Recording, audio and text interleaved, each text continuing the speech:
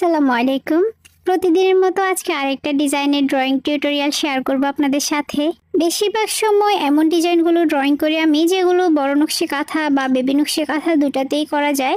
আজকের এই ডিজাইনটাও বড় নকশি কাঁথায় করা যাবে। ডিজাইনটা মাঝখান থেকে ড্রয়িং শুরু করছি। এখানে যে সার্কেলটা করা হয়েছে, প্রথম মাঝে যে সার্কেলটা, এটা আমি একটা ঢাকনার সাহায্যে করেছি, আর এটার পাশে যে দুটা সার্কেল রয়েছে এগুলো করেছি সুতার সাহায্যে। সার্কেলের একদম মাঝ বরাবর করে একটা ফুল ড্রয়িং করেছি, আর ফুলের চারপাশে যে স্পেসটা থাকবে এখানে পাতা দিয়ে দিচ্ছি। আজকের ডিজাইনটা খুবই সহজ আর দেখতেও অনেক সুন্দর। এটা কমপ্লিট হলে আপনারা বুঝতে পারবেন ডিজাইনটা কতটা সুন্দর, আর এটা যখন সেলাই করা হবে সেলাইয়ের পর দেখতে আরো গর্জিয়াস লাগবে। মাঝের ডিজাইনটা আর্ট করা শেষ হলে তারপর সার্কেলের যে লাইনগুলো রয়েছে এই লাইনগুলো যে কোনো একটা সাইড থেকে শুরু করা যায়।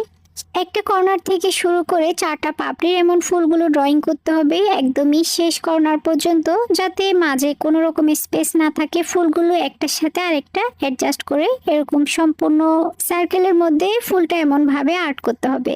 আর প্রত্যেকটা পাপড়ির ভিতরে একটা একটা করে এরকম পাতা দিয়ে দিতে হবে, আর পাতাগুলোর মধ্যে আপনারা ভরাট সেলাই করবেন। আমরা যদি আমাদের এই ডিজাইনটা সেলাই করি তাহলে সেলাই শেষ হলে আপনাদের সাথে ফাইনাল লুকটা শেয়ার করব। এবার প্রত্যেকটা ফুলের পাশে তিনটা করে পাতা আর্ট করতে হবে।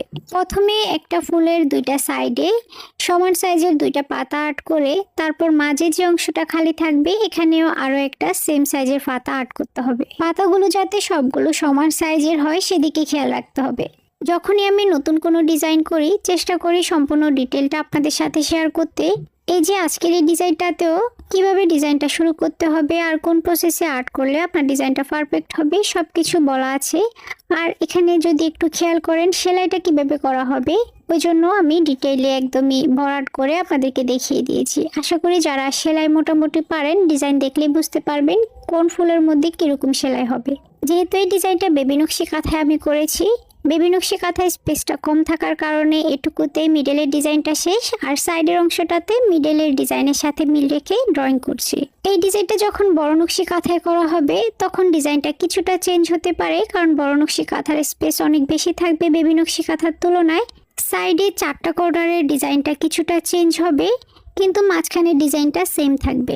এই কর্নারে আমি যে ডিজাইনটা করেছি এই বেবি নকশি কাঁথার বাকি তিনটা কর্নারেও সেম ডিজাইনটা হয়েছে। এই তো কমপ্লিট হয়ে গেল আজকে সুন্দর এই বেবি নকশি কাঁথাটা। ডিজাইনটা কার কার ভালো লেগেছে কমেন্ট করে জানাবেন। নেক্সট টাইম আবার এরকম সুন্দর সুন্দর ডিজাইন পেতে আমাদের পেজ এন্ড চ্যানেলের সাথেই থাকবেন। আজকের ভিডিওটা এই পর্যন্তই। সবাই ভালো থাকবেন। আল্লাহ হাফেজ।